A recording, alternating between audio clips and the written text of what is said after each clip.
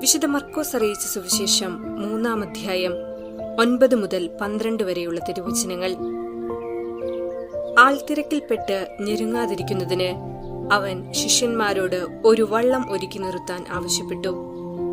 എന്തെന്നാൽ അവൻ പലർക്കും രോഗശാന്തി നൽകിയതുമൂലം രോഗമുണ്ടായിരുന്നവരെല്ലാം അവനെ സ്പർശിക്കാൻ തിക്കിത്തിരക്കിക്കൊണ്ടിരുന്നു. അശുദ്ധാത്മാക്കൾ അവനെ കണ്ടപ്പോൾ അവന്റെ മുൻപിൽ വീണ്, "നീ ദൈവപുത്രനാണ്" എന്ന് വിളിച്ചു പറഞ്ഞു. തന്നെ വെളിപ്പെടുത്തരുതെന്ന് അവനവയ്ക്ക് കർശനമായ താക്കീത് നൽകി. ഓർമ്മിക്കുക, യേശു പിശാചിനാൽ പരീക്ഷിക്കപ്പെട്ടവനായി മരുഭൂമിയിലേക്ക് നയിക്കപ്പെട്ടപ്പോൾ അവിടെയും ദൈവസാന്നിധ്യമുണ്ടായി. ദൈവസാന്നിധ്യത്തിനു മുൻപിൽ അത്ഭുതങ്ങൾ രൂപം കൊണ്ടു.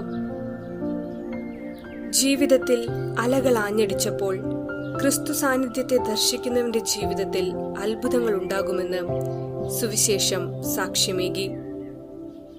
ഗലീലി കടൽ തീരത്ത് ക്രിസ്തു സാന്നിധ്യമുണ്ടെന്ന് തിരിച്ചറിഞ്ഞവർ രോഗശാന്തിക്കായി ഓടിക്കൂടി. എന്തെന്നാൽ അവൻ പലർക്കും രോഗശാന്തി നൽകിയതുമൂലം രോഗമുണ്ടായിരുന്നവരെല്ലാം അവനെ സ്പർശിക്കുവാൻ തിക്കിത്തിരക്കിക്കൊണ്ടിരുന്നു. മരുഭൂമി അനുഭവങ്ങളെ ദൈവാനുഭവങ്ങളായി തിരിച്ചറിയാൻ സാധിക്കാത്തതുകൊണ്ടാണ് മനുഷ്യർ വഴിതെറ്റിപ്പോകുന്നത്. നമുക്ക് ജീവിതത്തിലെ ഇടുങ്ങിയ വഴിയിലൂടെ ദൈവസാന്നിധ്യത്തെ ദർശിക്കുവാൻ പഠിക്കാം. ദൈവത്തെ തേടുന്നവനെ ദൈവം കൈവിടില്ല. ദൈവത്തെ തേടുവാൻ മരുഭൂമി അനുഭവങ്ങൾ നമുക്ക് കരുത്തു പകരും. മരുഭൂമി അനുഭവത്തിൽ നിന്ന് കരുത്താർജിക്കുന്നവന് വചനങ്ങൾ നിറദീപങ്ങളായി പകരുവാൻ കഴിയും. വചനപ്രഘോഷണത്തിന്റെ ഉറവിടം പ്രാർത്ഥനയായിരിക്കണം. ക്രിസ്തുവിന്റെ വചനങ്ങൾക്ക് കരുത്തു പകർന്നത് മരുഭൂമി അനുഭവങ്ങളായിരുന്നു. പ്രാർത്ഥനാ ജീവിതം സജീവമാകുവാൻ മരുഭൂമി അനുഭവങ്ങൾ നമ്മെ സഹായിക്കും. അതിനുള്ളിലെ ദൈവിക സാന്നിധ്യം തിരിച്ചറിയുവാൻ എല്ലാവർക്കും ഇടവരട്ടെ എന്ന് പ്രാർത്ഥിക്കാം.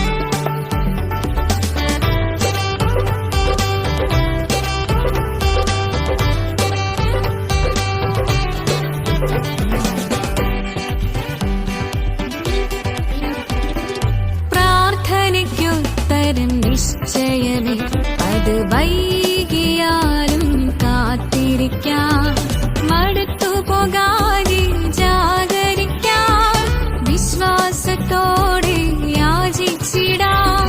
പ്രാർത്ഥനയ്ക്കുത്തരം നിശ്ചയമേ അത് വൈകിയാലും കാത്തിരിക്കാം,